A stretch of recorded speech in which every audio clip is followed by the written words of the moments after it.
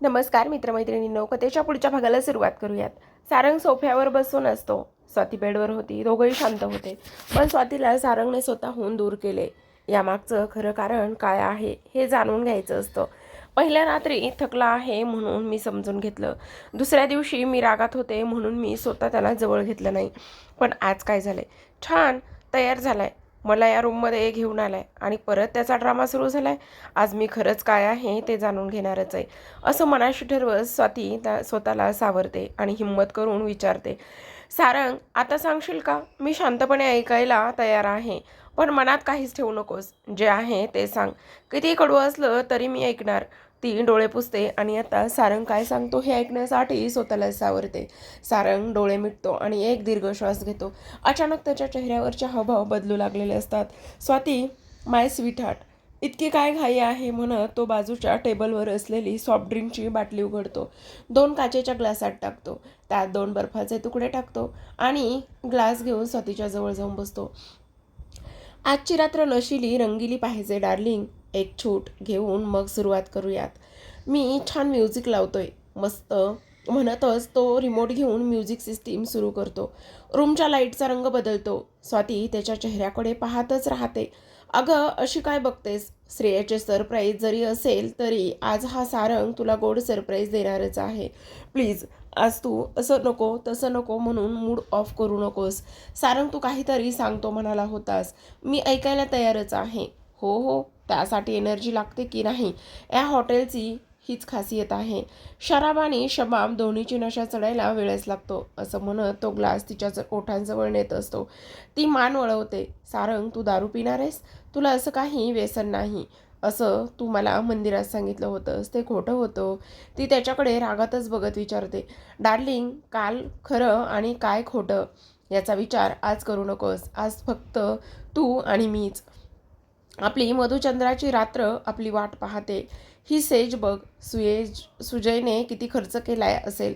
त्याचा मान ठेवायचाच असेल तर प्रेमही भरभरून करता आलं पाहिजे, बरोबर ना? असं म्हणत तो स्वातीच्या गालावर ओठ टेकवतो. सारंग ते ग्लास बाजूला ठेव, मला याचा वाससुद्धा सहन होणार नाही. हळू बोलायचं इथे डार्लिंग, आवाज बाहेर गेला तर चल मला प्लीज कंपनी दे ना. सारंग तुला मस्करी करायची आहे हे माहिती आहे, पण मला आता भीती वाटते आहे. असं म्हणतच ती त्याच्या हातातील ग्लास बाजूला करते. सारंग तुझ्या मनात काय आहे ते सांग, मी शांतपणे ऐकणार आहे. स्वाती माय स्वीट हार्ट, मी काय बोलू काही समजत नाही. माझं ना तुझ्यावर खूप प्रेम आहे, पण मी तुझ्या शरीरावर प्रेम करू शकत नाही, कारण तो बोलणार असतो. तेवढ्यातच स्वाती त्याच्या ओठावर बोट ठेवते आणि म्हणते, कारण तुझं दुसऱ्या मुलीवर प्रेम आहे हेच सांगायचं आहे ना सारंग चौधरी. स्वाती बेडवरून उठते. तिचे शब्द ऐकून सारंगला मात्र धक्काच बसतो. तो तिचा हात पकडूनच तिला विचारतो, स्वाती तुला कोणी सांगितलं हे? हे खरं नाही आहे. माझा हात पकडायचा नाही सारंग. ती हात झटकते. मी आज तुझ्या मिठीत मुद्दाम आली. सारंग चौधरी, खरंच तू मला जवळ घेतोस का हे मला पाहायचं होतं. मी काय म्हटलं? माझ्याजवळ एक सरप्राईज आहे, ऐकायचं आहे. शब्द माझे, भाव तुझे. तुझी डायरी मी वाचली सारंग. आता सांग, तुला मी आवडत नव्हते तरी तू लग्न का केलंस? आज मी छान जीन्स आणि टॉप घालून तयार झाले होते, पण अचानकच माझ्या हँडबॅगमधून डायरी खाली पडली आणि जी पानं उघडली होती ती तुझी सुसाईड नोट. ती नोट वाचूनच मी स्वतःला कशी कशी सावरलंय ते मलाच माहिती. मी तुला तेव्हाच विचारू शकत होते, पण मला श्रेयाचं सरप्राईज माहिती होतं. एक बहीण आपल्या भावाला आणि बहिणीला एवढं मोठं सरप्राईज गिफ्ट काय देणार हे एका मुलीला कळणार नाही इतकी बावळट ही स्वाती नाही. आज मी दिवसभर तुला पाहिलंय, तू आपल्याच विचारात होतास. 2 रात्री तर स्वातीला बाजूलाच ठेवलंस तू. आता काय करू? ती जवळ आली तर स्वतःची सुटका कशी करू म्हणून तू हे सगळं काही नाटक करत आहेस. स्वाती हे खरं नाही आहे. मी तुझ्याशिवाय दुसऱ्या कुठल्याच मुलीवर प्रेम केलेलं नाही आहे किंवा करतही नाही आहे. मला रूमची चावी दे सारंग, मला रूमची चावी दे. आता मला ही सजलेली सेज पाहून स्वतःचाच राग येतो आहे. मी इतकी कमजोर नाही की तू मला स्वीकारलं नाही म्हणून कायम रडत बसणार. मी माझी खंबीर आहे सारंग चौधरी. असं म्हणतच ती त्याच्या खिशातून चावी घेते. माझ्या मागे यायचं सुद्धा नाहीस तू. ती रूममधून बाहेर निघून जाते. दुसऱ्या रूममध्ये जाऊन सारंगची डायरी घेते आणि परत सरप्राईज रूममध्ये जाऊन ती डायरी बेडवर फेकत असते. तुझी प्रिया आणि तू आज सजलेल्या बेडवर राहा. स्वाती रडतच आपल्या रूममध्ये जाऊन दरवाजा बंद करत असते. स्वाती आणि सारंग वेगवेगळ्या रूममध्ये होते. स्वातीचा जो गैरसमज झाला तो कसा दूर होईल किंवा कसा करायचा याच विचारामध्ये सारंग अगदीच विचारात गुंतला होता. तो टेबलवरचा ग्लास उचलतो. सारंग चौधरी, तुला छान सरप्राईज मिळालंय असं म्हणतच तो एका दमातच ग्लास तो रिकामा करतो. त्याला ड्रिंकची सवय नव्हतीच, तरी आज त्याला स्वतःला सावरण्यासाठी ड्रिंक घ्यावं लागत असतं. म्युझिक सिस्टीम बंद करतो आणि सजलेल्या बेडकडे पाहून हसायलाच लागतो. क्या नसीब लिखा है परवरदिगार तूने. सारंग जे करू शकत नाही त्याच्या नशिबात 3-3 वेळा सुहागरातची सेज सजवली कशाला. माझ्या जखमेवर मीठ का टाकतो आहेस. मला नामर्द ठेवून ते हे क्षण वारंवार डोळ्यासमोर आणून काय सिद्ध करत आहेस. मी आज मनाची तयारी केली होती. स्वातीला सर्व खरं सांगणारच होतो. तिला विश्वासात तर घेणारच होतो. तुला तर सर्वच माहिती आहे हा सारंग चौधरी कसा आहे.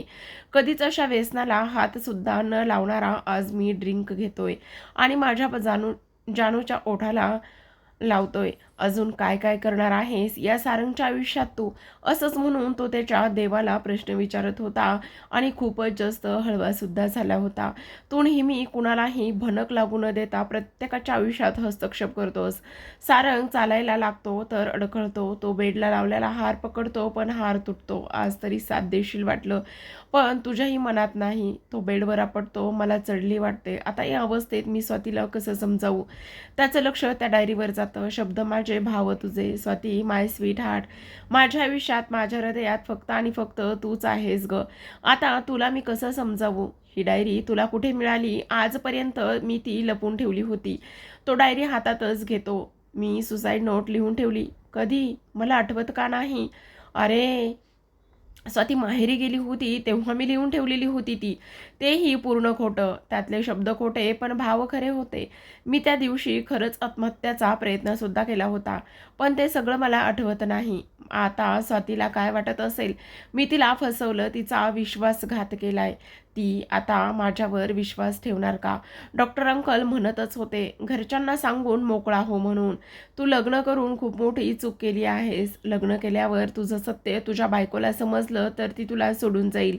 मी ऐकलंच नाही आणि बघ आता काय करून बसलो आहे. स्वाती तुझ्यापासून दूर गेली पण तिच्या मनात गैरसमज वाढलेत. आता काय करू. एक सत्य लपवायला किती खोटं बोलायचं. सत्य तिला कसं समजणार की हा सारंग नामर्द आहे. तो उचकी देत वारंवार म्हणत असतो हा सारंग नामर्द आहे. सारंग नाव ठेवले मॉमने तुझे. सारंग म्हणजे अमृताचा देव. पण सारंग जवळच अमृत नाही माझ्या प्रियेवर प्रेमाचा वर्षाव करायला. तो बेडवर डोळे मिटूनच पडलेला असतो. सारंगला ड्रिंकमुळे कधी झोप लागलेली असते ते त्यालाच कळत नाही. पण स्वाती मात्र बेडवर झोपून रडत असते. सकाळीच तर सुकन्याचा फोन आला होता. सारंगने जवळ घेतलं का म्हणून. मी तिला आनंदातच आहे म्हटलं तर तिला वाटलं आमची रात्र रंगली पण मी माझं दुःख तिला सांगू शकत नाही. सारंगच्या आयुष्यात दुसरी मुलगी आहे हे घरात कुणालाही माहिती नाही. आजी आजोबांना हा धक्का बसला तर ते स्वतःला दोष देतील. आजीने सारंगसाठी मला पसंत केलंय पण याला स्वतःचं प्रेम हवं होतं तर मग लग्नाला का बरं हा तयार झाला. तो मला सोडायचंही नाही आणि तिलाही गमवायचं नाही. ह्याच सिच्युएशनमध्ये आहे. एकाच मनात दोन तलवारी राहू शकत नाहीत हे मात्र स्वाती मनालाच सांगत होती. सारंग, तू तिला न सांगता लग्न करून मोकळा झालायस आणि आता ती लग्न करू म्हणून माझ्या मागे लागली आहे. म्हणून तू सुसाईड करायला डायरीत नोट लिहून ठेवलीस. म्हणजे तू आत्महत्याचा प्रयत्न तिच्यासाठी केला. म्हणजे तू तिच्यावर खरंच प्रेम करतोयस. तर माझी जागा कुठे आहे मग. मी कोणाला विचारू. गावातले लोक आधीच कुजबूज करत होते. इतक्या श्रीमंत घरात मुलगी गेली म्हणजे नक्की मुलामध्ये दोष असणार. त्या मुलीला सारंग चौधरी घराण्यात आणू शकत नाही म्हणजे तो कोणावर तरी प्रेमच करतो. आजी आजोबांना जातपात श्रीमंती कधीच महत्त्वाची वाटत नाही. ते संस्कारच फक्त पाहतात. आजीने आमच्या घरचे संस्कार पाहून मला पसंत केले. सारंग कोणत्या चुकीच्या मुलीवर तर प्रेम करत नाही ना. त्याला तिच्यापासून दूर व्हायचं आहे पण ती त्याला धमकी तर देत नाही ना. म्हणून हा आत्महत्येचा प्रयत्न तर करत नसेल ना. काय करू मी आता. कोणाला सांगू. ह्या सर्व गोष्टी एक ना अनेक प्रश्नांनी तिच्या मनामध्ये थैमान घातलं होतं. स्वाती आता तुलाच सारंग यातून बाहेर काढावं लागणार आहे. तो तिन्ही वेळा स्वतःहून दूर राहिला आहे. माझ्यावर नवरा म्हणून अधिकार गाजवला नाही. आता त्याचं खरं रूप समजून घेऊन त्याला त्या मुलीपासून दूर करावंच लागणार आहे. देवा ब्राह्मणांच्या साक्षीने लग्न केलंय. ती कोण आहे हे मला सुद्धा पाहावं लागेल. आता सारंगला माझ्यासमोर तिला आणावंच लागेल. तेव्हाच मी योग्य निर्णय घेऊ शकेन. याच्यासोबत राहायचं की नाही राहायचं. ती त्याच्या आयुष्यात राहणार का की मी. स्वाती उठून परत त्या रूमजवळ येते. दरवाजावर हात ठेवते. सारंगने दरवाजाची कडी लावलेली नसते. ती आत जाते आणि दरवाजा बंद करते. एकटीच विचार करत बसते. पण सारंगला तिथे एकटं सोडून आली हे तिच्या मनाला पटत नाही.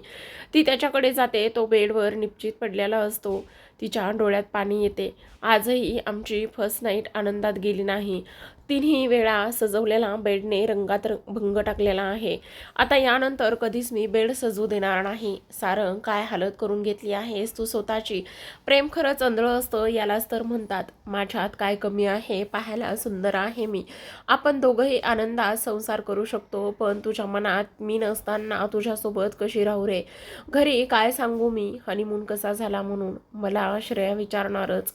मी ती बेडवरची फुलं खाली टाकते आणि चादर व्यवस्थित करत असते. सारंगला सरळ करते. याला तर ताप आहे. सारंग, उठ ना. अरे माझ्यासोबत बोल ना काहीतरी. तुझ्या मनात नक्की काय आहे ते तरी कळू दे ना मला. ती टेबलवरील ग्लास पाहते. त्यानं ड्रिंक घेतलेली असते. कधीच नाही घेत, पण आज खरं काय आहे हे सांगायला ड्रिंकची साथ घेतली त्यानं. मी आत्ताच इथे कोणाला बोलावू शकत नाही. सकाळी मॅनेजरला विचारते एखाद्या डॉक्टरला पाठवा म्हणून. आणि आज आम्ही बाहेर जाणार नाही असंही सांगून टाका. असं ती मनाशीच ठरवते. ती रूममधून 2 रुमाल घेऊन येते. बर्फाचे तुकडे असतात. एक काचेचा ग्लास स्वच्छ करते. त्यात थोडंसं पाणी आणि बर्फ टाकून बेडजवळच्या टेबलावर ठेवते आणि सारंगच्या चेहऱ्यावरून हात फिरवते. ताप वाढतच असतो. ती रुमाल भिजवते आणि त्याची घडी करून त्याच्या डोक्यावरती पाण्याचा पट्टा ठेवत असते. कितीही नाही म्हटलं तरी सारंगच्या सहवासामुळे तिला त्याच्या मनामध्ये जागाच निर्माण झाली होती आणि आता ती त्याला असं सोडू सुद्धा शकत नव्हती. त्याच्या शर्टचे बटन काढून शर्ट बाजूला ठेवते. बेल्ट काढते आणि तोही बाजूला ठेवते. चादर ओढून त्याच्या डोक्याजवळ मांडी घालून बसते आणि ओल्या रुमालाच्या घड्या बदलत राहते. अधूनमधून तिला डुलकी येत होती, पण ती सारंगसाठी जागीच असते. सकाळचे 5 वाजता सारंग हलतो. तो झोपेतच बडबड करत असतो. स्वाती, खरंच मी तुझ्या शरीरावर प्रेम नाही करू शकत हे सत्य आहे. सारंग, तू बोलू नकोस. आता शांत झोप. तुला ड्रिंकची सवय नाही तर घेतलीसच कशाला. तुम्ही मुलं प्रेमात देवदास का होता हेच मला समजत नाही. इतका मोठा बिझनेस सांभाळू शकतोस आणि घरच्यांना सांगू शकत नाहीस का. उठ, आपण या रूममधून जाऊया. ती त्याला आधार देऊन उठवते. स्वाती, माय स्वीट हार्ट, मी खरंच सांगत आहे. सारंग, बस कर ना. वारंवार तेच का बोलतोयस. मी तुझ्या शरीरावर प्रेम नाही करू शकत. प्रेम करायला तुला दुसरं शरीर आधीच मिळालं आहे. आता तू बरा झाल्यावर मी बोलते. तोपर्यंत एक शब्द नाही बोलायचा. ती त्याचे शर्ट आणि बेल्ट घेते. त्याला आधार देते आणि दुसऱ्या रूममध्ये घेऊन जात असते. आता त्याला शांत झोप लागते. मी मॅनेजरसोबत बोलून येते. अगं, माझं डोकं खूप दुखतं आहे. डोकं काय, आता गळाच दाबते तुझा. चुपचाप झोप, नाही तर आजीला फोन करते बघ. सारंग, ड्रिंक घेतोय म्हणूनच, समजलं तुला. ती सलवार हातात घेते आणि त्याच्या डोक्यावर चादर ओढून घेते. आता माझ्याकडे बघणं बंद करायचं. चोरूनसुद्धा नाही. नाहीतर मी दुसरी रूम घेते मॅनेजरकडून. माझा नवरा खूप त्रास देतो आहे म्हणूनच. सारंग चादर डोक्यावर ओढूनच गालातच हसतो. स्वाती अशी का वागत आहे. मी जे विचार मनात ठेवले त्याप्रमाणे काहीच झालं नाही. ही ओरडत नाही, माझ्याशी भांडत नाही. उलट मला ताप आहे म्हणूनच माझी सेवा करते. रात्रभर जागीच होती काही. भारतीय नारी म्हणतात ती हीच. आजी, काय निवड केली आहे तू माझी. म्हणूनच आजोबा आजही तिच्यावर फिदा आहेत. स्वाती, काढू का चादर. झालंय का तुझं. मला आता खूपच जास्त गुदमरायला होतंय. प्लीज तू बोल ना माझ्याशी काहीतरी. एक ना अनेक प्रश्न तो विचारत असतो. 1 मिनिट, तू आत्ताच वर जाणार नाहीस. मी म्हणते. ती साडी बदलते, सलवार घालते आणि त्याच्या डोक्यावरून पुन्हा चादर काढते. मी मॅनेजरकडे जाऊन येते. तुझी चढलेली नशा उतरवायलाच पाहिजे आणि मला तिकडं गेलंच पाहिजे. असं म्हणूनच ती आता तिकडे जायला निघत असते. डॉक्टरला पाठवा रूमवर आणि टॅक्सी पाठवू नका असं सांगते. आज बाहेर जायचं नाही आहे. तू मूर्ख तर नाहीस ना. मॅनेजरच हसणार. इतका एन्जॉय केला म्हणून याला ताप चढला का हे विचारणार सारंग म्हणतो आणि हसतो. सारंग आता मला राग आणू नकोस. भांडण करायला ही जागा योग्य नाही याचं भान ठेव. सॉरी अगं काहीच गरज नाही. माझ्याजवळ थोड्याशा गोळ्या आहेत. तुझी इच्छा नसेल तर मी फोन करून टॅक्सी ड्रायव्हरला सांगतो. स्वाती रूममध्ये डायरी आहे. आणतेस का प्लीज. आता रूम साफ करायला जाणार तर आणते ना. तिला कसं तुझ्यापासून दूर करू. ती त्याच्याकडे रागातच पाहते आणि बाहेर निघते. श्रेया कशाला 2 रूम्स अरेंज केल्यास. कालपासून माझी किती धावपळ होत आहे. ती रूममध्ये जाऊन डायरी घेते आणि परत येते. घ्या तुमच्या माशुकेला सारंग बाबू. आता करा तिच्या शरीरावर भरभरून प्रेम. मी आता आराम करते. तू गोळी घे आणि हो माझ्याजवळ यायचं सुद्धा नाही. ती बेडवरची चादर आणि उशी घेते आणि सोफ्यावर ठेवते आणि तिथेच आराम करत असते. श्रेया काय भारी सरप्राईज दिले दादाला. मला हसावं की रडावं हेच कळत नाहीये. तो उठायला जातो तेव्हा टेबललाच धक्का लागून पाण्याचा ग्लास पडतो. स्वाती उठून बसते. सारंग शांत राहता येत नाही का तुला. ती म्हणत असते. गोळी घ्यायची आहे तर मी देते. कुठे आहे सांग. बॅगच्या साईडच्या पॉकेटमध्ये. स्वाती बॅगमधून गोळी घेते आणि सारंगच्या हातामध्ये देते. पाण्याचा ग्लास देते. ती गोळी घेतो. पुन्हा काही सेवा करू स्वाती विचारते. तो मान हलवून नाही म्हणतो. मी आराम करते. तुला बरं वाटणार असेल तर तू बाहेर फिरून ये. तुला तुझ्या डार्लिंगसोबत बोलायचं असेल तर तू बाहेर जाऊन बोलू शकतोस पण मला शांत झोपू दे प्लीज. स्वाती परत सोफ्यावर जाऊन चादर ओढत असते आणि डोळे मिटून पडत असते. तर प्रेक्षकांनो काय होईल पुढे सारंग आणि स्वातीच्या आयुष्यात जाणून घ्यायचं असेल तर चॅनलला सबस्क्राईब करा. बेल आयकॉन प्रेस करून ऑलवर क्लिक करून कथा एन्जॉय करा. धन्यवाद.